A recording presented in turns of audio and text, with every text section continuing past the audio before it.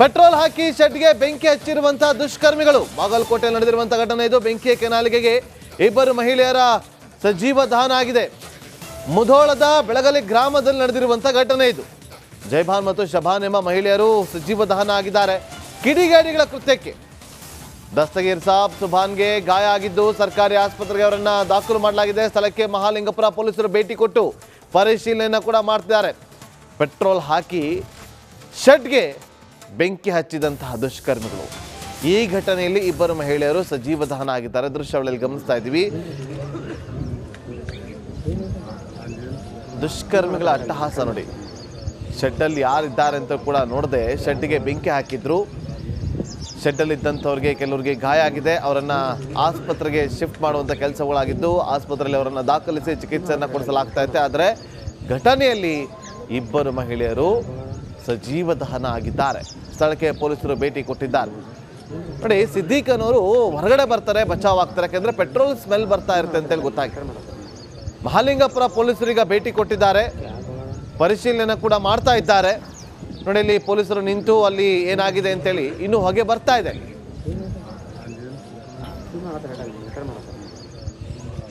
ಮತ್ತಷ್ಟು ಮಾಹಿತಿಯನ್ನು ಕೊಡೋದಕ್ಕೆ ನಮ್ಮ ಪ್ರತಿನಿಧಿ ಸಿದ್ದು ಈಗ ಸ್ಥಳದಲ್ಲೇ ಜಾಯ್ನ್ ಆಗಿದ್ದಾರೆ. ಸ್ಥಳದಿಂದಲೇ ಸಿದ್ದು, ಯಾವ ಕಾರಣಕ್ಕೋಸ್ಕರ ದುಷ್ಕರ್ಮಿಗಳಿಗೆ ಅಟ್ಟಹಾಸವನ್ನ ಮೆರೆದಿದ್ದು, ಸದ್ಯಕ್ಕೆ ಸ್ಥಳದಲ್ಲಿ ಹೇಗಿದೆ ಪರಿಸ್ಥಿತಿ?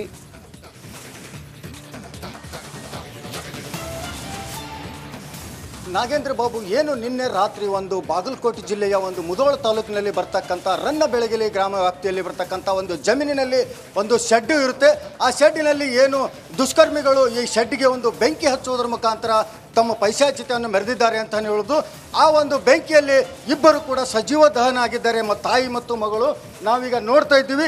ಈ ಶೆಡ್ಗೆ ಬೆಂಕಿ ಬಿದ್ದಂಥ ದೃಶ್ಯಾವಳಿಗಳು ನಮಗೀಗ ವಿಜುವಲ್ನಲ್ಲಿ ಕಾಣ್ತಾ ಇದೆ. ಏನಂತಂದರೆ ಏನು ನಿನ್ನೆ ರಾತ್ರಿ 2 ಗಂಟೆ ಸುಮಾರಿಗೆ ಒಟ್ಟಾರೆಯಾಗಿ ಈ ಶೆಡ್ಡಿನಲ್ಲಿ ತಾಯಿ ಮತ್ತು ಮಗಳು ಇಳಿದಿನ್ನುಳಿದಂತೆ 3 ಜನರು ಕೂಡ ಇರ್ತಾರೆ. ಹೀಗಾಗಿ ಯಾವುದೇ ಒಂದು ಕಾರಣ ಇತ್ತು ಅನ್ನುವಂಥದ್ದು ಕೂಡ ಇನ್ನೂ ಬೆಳಕಿಗೆ ಬಂದಿಲ್ಲ. ಬಟ್ ಪೊಲೀಸರ ತನಿಖೆ ನಂತರ ಗೊತ್ತಾಗಬೇಕಾಗಿದೆ. ಒಟ್ಟಾರೆಯಾಗಿ ಏನು ಪೆಟ್ರೋಲನ್ನು ಸ್ಪ್ರೇ ಮಾಡಿ ಶೆಡ್ಗೆ ಒಂದು ಬೆಂಕಿ ಹಚ್ಚುವಂಥ ಕಾರ್ಯಕ್ಕೆ ಮುಂದಾದಂಥ ದುಷ್ಕರ್ಮಿಗಳು ಈ ಒಂದು ಬೆಂಕಿಯಲ್ಲಿ ತಾಯಿ ಮತ್ತು ಮಗಳು ಇಬ್ಬರು ಕೂಡ ಸಜೀವ ದಹನವಾದಂಥ ಒಂದು ಈಗ ನಾವು ನೋಡ್ತಾ ಇರ್ಬೋದು. ಆ ಏನು ಅಲ್ಮರ ಸುಟ್ಟಿದೆಯಲ್ಲ, ಆ ಸುಟ್ಟಂಥ ಜಾಗದಲ್ಲಿ ಸಿಕ್ಕಂಥದ್ದು ಬಾಡಿ ಏನಿದೆಯಲ್ಲ, ಕರಕಲಾಗಿದೆ ಸುಟ್ಟು. ಆ ಬಾಡಿ ಏನಿದೆ ಅದು ತಾಯಿಯ ಒಂದು ಮೃತದೇಹ ಅಂತಾನೆ ಹೇಳ್ಬೋದು. ಜೊತೆಗೆ ಇಲ್ಲೊಂದು ಕಾಣಿಸ್ತಾ ಇದೆ ನಮಗೀಗ. ಇದು ಮಗಳು ಏನು ಶಬಾನ್ ಅನ್ನುವಂಥ ಮಗಳು, 25 ವರ್ಷದ ಮಗಳೊಬ್ಬಳು ಕೂಡ ಈ ರೀತಿಯಾಗಿ ಈ ಒಂದು ಸುಟ್ಟು ಬಿದ್ದಂಥ ದೃಶ್ಯಾವಳಿಗಳನ್ನು ನಾವು ನೋಡಿದರೆ ಬಹಳ ಒಂದು ಮನಸ್ಸಿಗೆ ಕಲ್ಕುವಂಥ ದೃಶ್ಯ ಅಂತಲೇ ಹೇಳ್ಬೋದು. ಯಾಕಂತಂದರೆ ಏನು ಇದು ರನ್ನಬೆಳಗೆಲಿಯಲ್ಲಿ ಬರ್ತಕ್ಕಂಥ ಒಂದು ತೋಟದ ಮನೆಯಲ್ಲಿ ಆದಂಥ ಘಟನೆ. ಈ ಒಂದು ಶೆಡ್ ಕೂಡ ಒಂದು ನೋಡ್ತಾ ಇರ್ಬೋದು, ಪೂರ್ತಿಯಾಗಿ ಇನ್ನೂ ಹೊಗೆ ಕೂಡ ಬರ್ತಾ ಇದೆ. ಜೊತೆಗೇನಂತಂದರೆ ಇಲ್ಲಿ ಏನು ನಿನ್ನೆ ರಾತ್ರಿ ಒಂದು ಏನು ದುಷ್ಕರ್ಮಿಗಳು ಬಂದು ಈ ಒಂದು ಜಾಗದಲ್ಲಿ ಪೆಟ್ರೋಲ್ ತಗೊಂಡು ಬಂದು ಅದನ್ನು ಸ್ಪ್ರೇ ಮಾಡುವ ಮೂಲಕ ಬೆಂಕಿ ಹಚ್ಚುವಂಥ ಕಾರ್ಯಕ್ಕೆ ಮುಂದಾಗಿದ್ದಾರೆ ಅಂತಲೇ ಹೇಳ್ಬೋದು.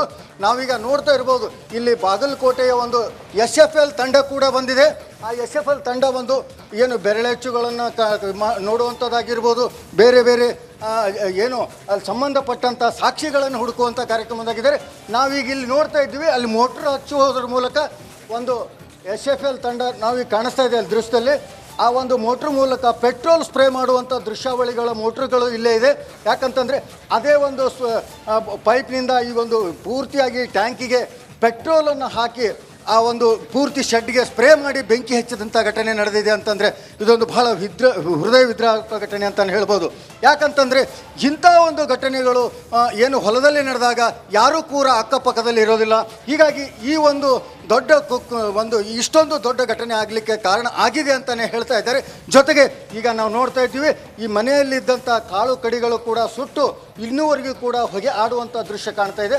ಯಾಕಂದರೆ ರಾತ್ರಿ 2 ಗಂಟೆಗೆ ಈ ಒಂದು ಬೆಂಕಿ ಅವಘಡ ಸಂಭವಿಸಿದ್ದು, ಇಲ್ಲಿವರೆಗೂ ಕೂಡ ಇನ್ನೂ ಬೆಂಕಿ ಕೂಡ ಇದೇ ರೀತಿಯಾಗಿ ಉರಿತಾ ಇದೆ.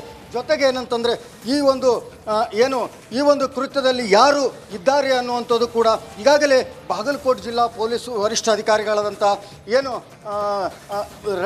SP ಅವರು ಕೂಡ ಇಲ್ಲಿ ಜಾಗಕ್ಕೆ ಆಗಮಿಸಿ ಈ ಒಂದು ಪರಿಶೀಲನೆಗೆ ಮುಂದಾಗಿದ್ದಾರೆ. ಜೊತೆಗೆ ಇನ್ನೂ 3 ಜನರು ಕೂಡ ಈ ಒಂದು ಇದರಲ್ಲಿ ಬಚಾವಾದಂಥವರು ಕೂಡ ತೇರದಾಳ ಒಂದು ಇದರಲ್ಲಿ ಕೂಡ ಆಸ್ಪತ್ರೆಯಲ್ಲಿ, ಖಾಸಗಿ ಆಸ್ಪತ್ರೆಯಲ್ಲಿ ಚಿಕಿತ್ಸೆ ಪಡಿತಾ ಇದ್ದಾರಂಥ ಮಾಹಿತಿ ಕೂಡ ಸಿಗ್ತಾ ಇದೆ. ಓಕೆ, ಥ್ಯಾಂಕ್ ಯು ಸಿದ್ದು ನಿಮ್ಮೆಲ್ಲ ಮಾಹಿತಿಗಾಗಿ. ಮಚ್ಚಿನಿಂದ ಕೊಚ್ಚಿ ಯುವಕನನ್ನ ಬರ್ಬರವಾಗಿ ಹತ್ಯೆ ಮಾಡಿರುವಂತಹ ಘಟನೆ ಜರುಗಿದೆ. ಸಂತೋಷ್ ಎನ್ನುವಂತಹ ಯುವಕನನ್ನ ಕೊಲೆ ಮಾಡಲಾಗಿದೆ, ಅದು ಕೂಡ ಯುವತಿಯ ವಿಚಾರಕ್ಕೆ ಅನ್ನುವಂತಹ ಮಾಹಿತಿ ಸದ್ಯಕ್ಕೆ ಲಭ್ಯವಾಗ್ತಾ ಇದೆ. ದಾವಣಗೆರೆ ಜಿಲ್ಲೆಯ ಚನ್ನಗಿರಿ ತಾಲೂಕಿನ ಸಂತೆಬೆನ್ನೂರಿನಲ್ಲಿ ನಡೆದಿರುವಂತಹ ಘಟನೆ ಇದು. ಸಂತೆಬೆನ್ನೂರು ನಿವಾಸಿ ಸಂತೋಷ್ ಮೃತ ಯುವಕ. 3 ಜನ ಯುವಕರು ಸೇರಿ ಸಂತೋಷ್ನ ಮೇಲೆ ದಾಳಿಯನ್ನ ಮಾಡಿದ್ದಾರೆ. ಹುಡುಗಿಯ ವಿಚಾರದಲ್ಲಿ ಈ ಒಂದು ಕೊಲೆ ಆಗಿದೆ ಅನ್ನುವಂತಹ ಮಾಹಿತಿ ಸದ್ಯಕ್ಕೆ ಲಭ್ಯ ಆಗ್ತಾ ಇದೆ. ಹತ್ಯೆಗೆ ನಿಖರ ಕಾರಣಕ್ಕೆ ಇದೀಗ ಪೊಲೀಸ್ ಅಧಿಕಾರಿಗಳು ತನಿಖೆಯನ್ನ ಮುಂದುವರೆಸಿದ್ದಾರೆ. ಆರೋಪಿಗಳು ನಾಪತ್ತೆಯಾಗಿದ್ದಾರೆ. ಘಟನಾ ಸ್ಥಳಕ್ಕೆ ದಾವಣಗೆರೆ ಎಸ್ಪಿ ಉಮಾ ಪ್ರಶಾಂತ್ ಅವರು ಭೇಟಿಯನ್ನ ಕೊಟ್ಟು ಪರಿಶೀಲನೆಯನ್ನು ನಡೆಸ್ತಾ ಇದ್ದಾರೆ. ಸಂತೆಬೆನ್ನೂರ ಪೊಲೀಸ್ ಠಾಣೆಯಲ್ಲಿ ಪ್ರಕರಣ ಕೂಡ ದಾಖಲಾಗಿದೆ. ಸಂತೆಬೆನ್ನೂರಿನ ಬಾಡ ರಸ್ತೆ ಪೆಟ್ರೋಲ್ ಬಂಕ್ ಬಳಿ ನಡೆದಿರುವಂತಹ ಘಟನೆ ಇದು. ಮಚ್ಚಿನಿಂದ ಕೊಚ್ಚಿ ಯುವಕನನ್ನ ಬರ್ಬರವಾಗಿ ಹತ್ಯೆ ಮಾಡಲಾಗಿದೆ.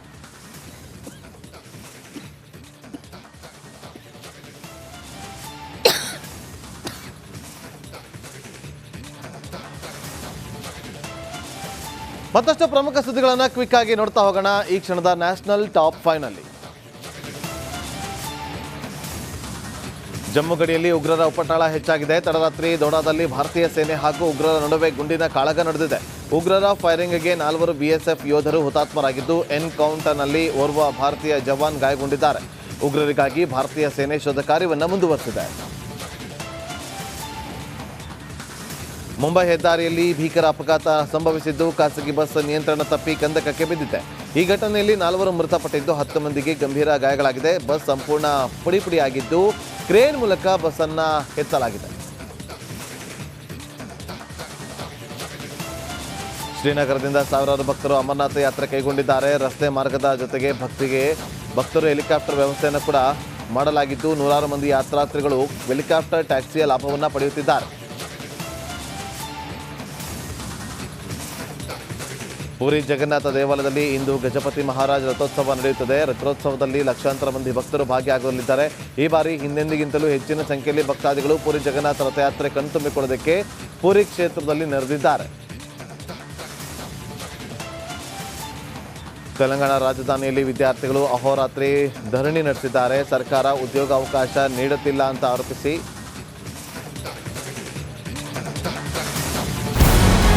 ನಮಸ್ಕಾರ, ಕರ್ನಾಟಕ ಪ್ರೈಮ್ ಟೈಮ್ಗೆ ಸ್ವಾಗತ. ನಾನು ಜಯಪ್ರಕಾಶ್ ಶೆಟ್ಟಿ. ಇಡೀ ಕರ್ನಾಡು ಇವತ್ತು ರೆಬೆಲ್ ಆಗಿ ನಿಂತಿದೆ. ಈ ಹಗರಣಗಳನ್ನು ಸದನದಲ್ಲಿ ಪ್ರಸ್ತಾಪ ಮಾಡಲು ಕೂಡ ಕಾಂಗ್ರೆಸ್ ಹಿಂದೇಟು ಹಾಕಿದ್ದೇಕೆ? ನಿಮ್ಗೆ ಸಂಬಳ ಅದಕ್ಕೆ, ನಿಮಗೆ ವಾಹನ ಅದಕ್ಕೆ, ನಿಮಗೆ ವೆಪನ್ ಅದಕ್ಕೆ, ನೀವು ಅದನ್ನು ಸೆರೆ ಹಿಡಬೇಕಾಗಿತ್ತು. ನೀವು ವಿದ್ಯುತ್ ಬರ ಇದೆ ಅಂತ ಹೇಳ್ತಾ ಇದ್ದೀರಿ, ಎಲ್ಲಿ ಬರ ಇದೆ ನೀವು ಹೇಳಬೇಕು. ಪಾಕಿಸ್ತಾನ್ ಆಕ್ಯುಪೈಡ್ ಕಾಶ್ಮೀರ್ ಅದು ಎಂದೆಂದಿಗೂ ನಮ್ಮದು. 40 ಮೆಷಿನ್ಗಳು ತಂದಿತ್ತು ನೋಟ್ ಎಣಿಸುವುದಕ್ಕೆ, ಅದೇ ಹಾಳಾಗಿತ್ತು. ಮಥುರಾದ ಗಲಾಟೆ ಇದೆಯಲ್ಲ, ಅದು ಸ್ಥಳೀಯವಾಗಿ ಕೂತು ಪರಿಹರಿಸಬಹುದಾದಂಥ ಕಾನೂನಿದೆ. ಗ್ಯಾರಂಟಿ ಯೋಜನೆಯಿಂದ ನಷ್ಟ ಆಗಿದೆ, ಲಾಭ ಆಗಿದೆ, ದಯವಿಟ್ಟು ಹೇಳಿ. Dawood Ibrahim most wanted criminal ಯಾವಾಗಾದ ಅಂದರೆ ಇಲ್ಲಿ ತನಕ ಭಾರತ ದೇಶದಲ್ಲಿ ಓರ್ವ ದಲಿತ ಪ್ರಧಾನಿಯಾದಂಥ ಇತಿಹಾಸವೇ ಇಲ್ಲ.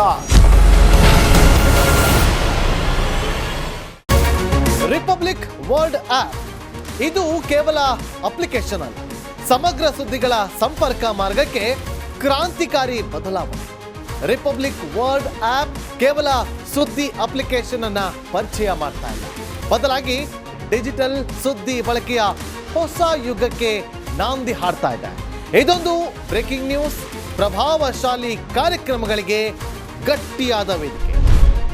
ರಿಪಬ್ಲಿಕ್ ವರ್ಲ್ಡ್ ಅಪ್ಲಿಕೇಶನ್ ಈಗ ಲೈವ್ ಆಗಿದೆ. ಗೂಗಲ್ ಪ್ಲೇ ಸ್ಟೋರ್ ಮತ್ತು ಆಪಲ್ ಆಪ್ ಸ್ಟೋರ್ ಎರಡರಲ್ಲೂ ಲಭ್ಯವಿದೆ. ಈಗಲೇ ಡೌನ್ಲೋಡ್ ಮಾಡಿ.